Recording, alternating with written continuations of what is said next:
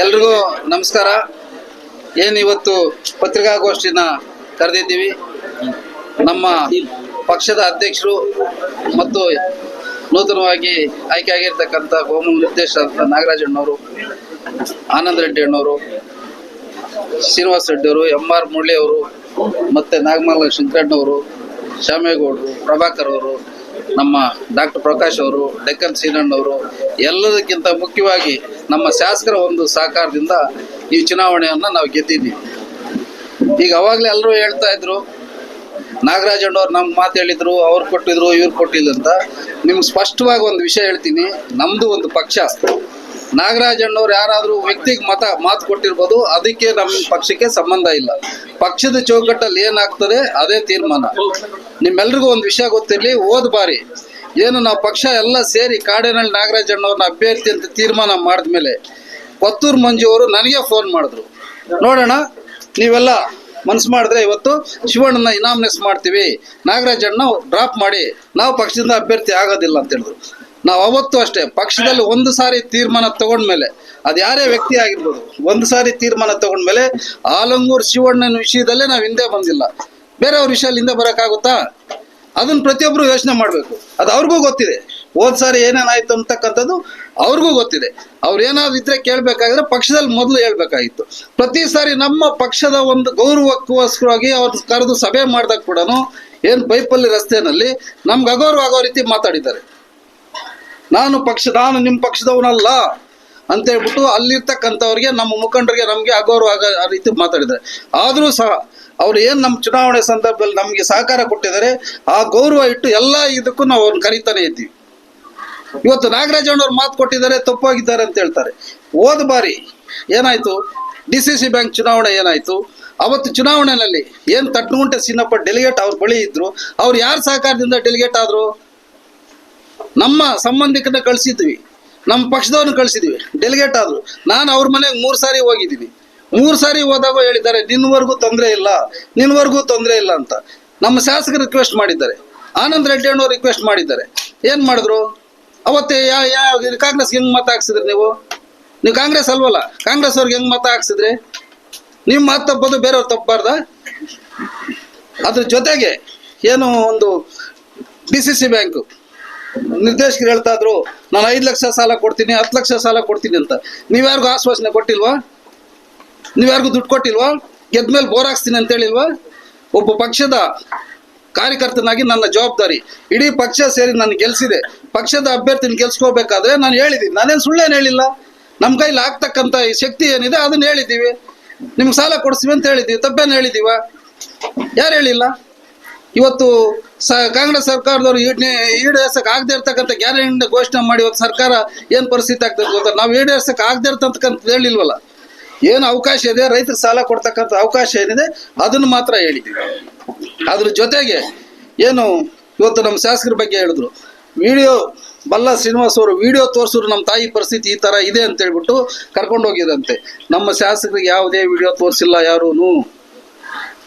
ಒಬ್ಬ ಪಕ್ಷದ ಅಂತ ಗೆದ್ದಿರ್ತಕ್ಕಂಥ ಶಾಸಕರಾಗಿ ಅವ್ರ ಜವಾಬ್ದಾರಿಯಾಗಿ ಅವ್ರು ಇಷ್ಟೇ ಹೇಳಿದ್ರು, ನನ್ನ ಎಲ್ಲರೂ ಈ ತಾಲೂಕಿನವರು ಕುಪ್ಪಳ್ಳಿಯವನು ಅಂತ ಮಾತಾಡಿದ್ದಾರೆ, ಅದರ ಋಣ ತೀರಿಸ್ಬೇಕು. ಕುಪ್ಪಳ್ಳಿಯವನು ಅಂತ ಬಂದ್ರು ಈ ಪಕ್ಷ, ಈ ಫ್ಯಾಮಿಲಿ, ಆಲಂಗೂರು ಸೀನಣ್ಣ ಆಗ್ಬೋದು, ಮಣ್ಕಲ್ ವೆಂಕಟೇಶಣ್ಣವರಾಗಿರ್ಬೋದು, ಎಲ್ಲ ಈ ಏನು ಜನತಾದಳದ ಈ ಎಲ್ಲ ಹಿರಿಯರ ಒಂದು ಬೇರುಗಳು ಏನು ಬಿಟ್ಟು ಹೋಗಿದ್ದಾರೆ, ಅವರೆಲ್ಲರೂ ಸೇರಿ ನನ್ನ ಒಂದು ಈ ತಾಲೂಕಿನಲ್ಲಿ ನಿಲ್ಲಿಸಿದ್ದಾರೆ.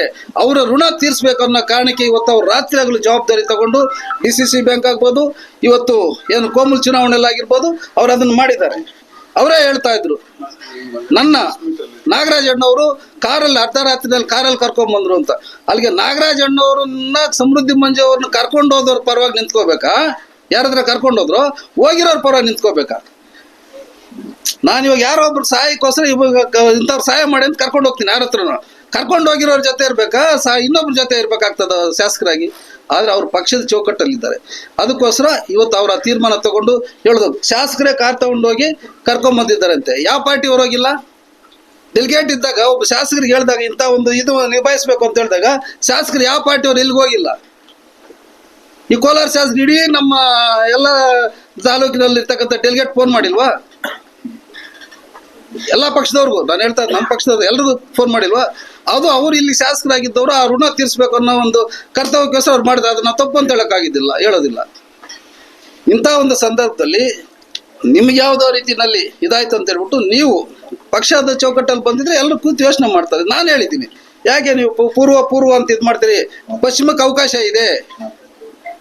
ಏನು ನೋಟಿಫಿಕೇಶನ್ ಮಾಡಿದ್ದಾರೆ DCC ಬ್ಯಾಂಕ್ ನೋಟಿಫಿಕೇಶನ್, ಆ ಒಂದು ಇದ್ರ ಪ್ರಕಾರ ಇವತ್ತು ಪಶ್ಚಿಮಕ್ಕೆ ನಿಮ್ಗೆ ಅವಕಾಶ ಇದೆ, ಬನ್ನಿ ಇಲ್ಲಿ ನಿಂತ್ಕೊಳ್ಳಿ. ಇಲ್ಲ, ನಾನು ಕಾಡೇಪಲ್ಲಿ ನಾಗರಾಜ್ ಮೇಲೆ ನಿಲ್ಬೇಕು.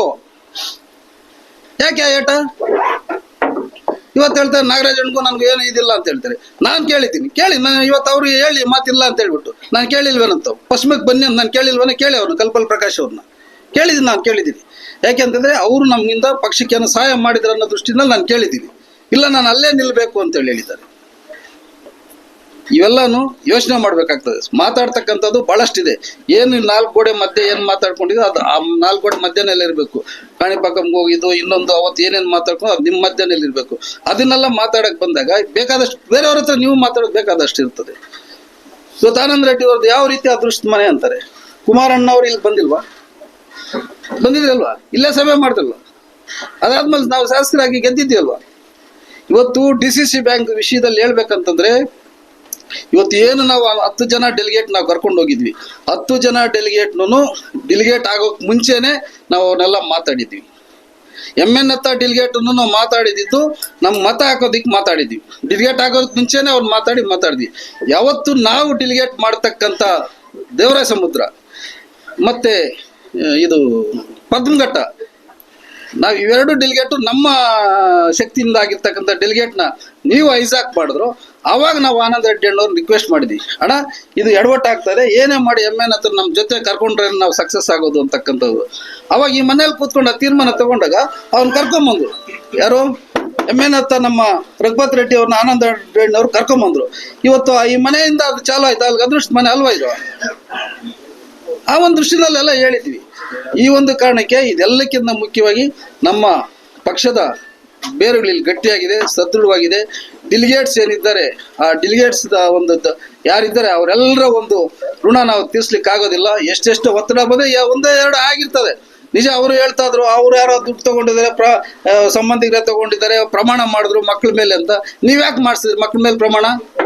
ನಮ್ಗೆ ಹೇಳಿದ್ರಲ್ಲ, ದೇವಸ್ಥಾನಕ್ಕೆ ಹೋಗಿ ಪ್ರಮಾಣ ಮಾಡಿ ಎಲ್ಲ ಮಾಡಿದ್ರಿ ಅಂತ. ನೀವ್ ಯಾಕೆ ಮಕ್ಕಳ ಮೇಲೆ ಪ್ರಮಾಣ ಮಾಡಿಸಿದ್ರಿ? ನಾವೇನೋ ದೇವ್ರ ಹತ್ರ ಮಾಡಿಸಿದ್ವಿ, ನೀವು ಮಕ್ಕಳ ಮೇಲೆ ಯಾಕೆ ಪ್ರಮಾಣ ಮಾಡಿಸಿದ್ರಿ? ಲಾಡ್ಜಲ್ಲಿ ಏನಕ್ಕೆ ಇಟ್ಕೊಂಡಿದ್ರೆ ಅವತ್ತು ನೈಟು? ಬಿಡ್ಬೋದಾಗಿತ್ತಲ್ಲ. ಲಾಡ್ಜಲ್ಲಿ ಯಾಕೆ ಇಟ್ಕೊಂಡಿದ್ರೆ?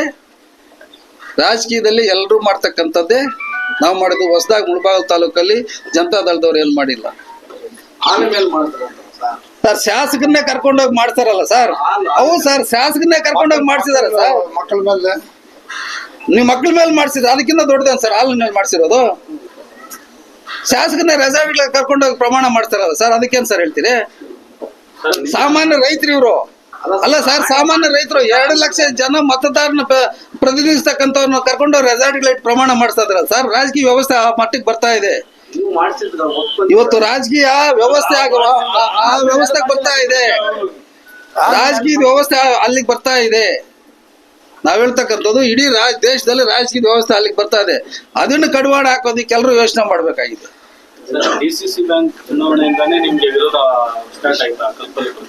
ಹೌದು, DCC ಬ್ಯಾಂಕಿಗೆ ಅವರು ಕೊನೆ ಹಂತದವರೆಗೂ ನಿನ್ನವರೆಗೂ ತೊಂದರೆ ಇಲ್ಲ ಅಂತ ಹೇಳಿದ್ದಾರೆ.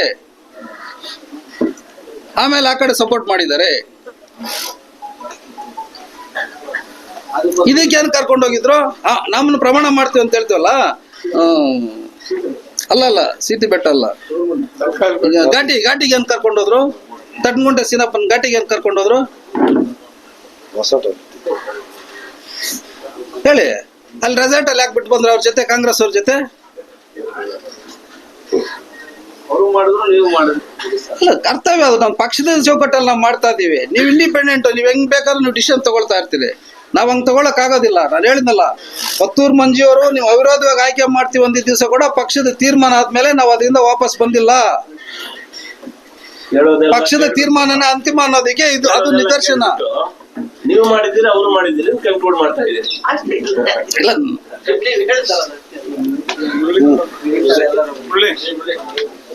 ಅಂತ ಮಾತಾಡಿ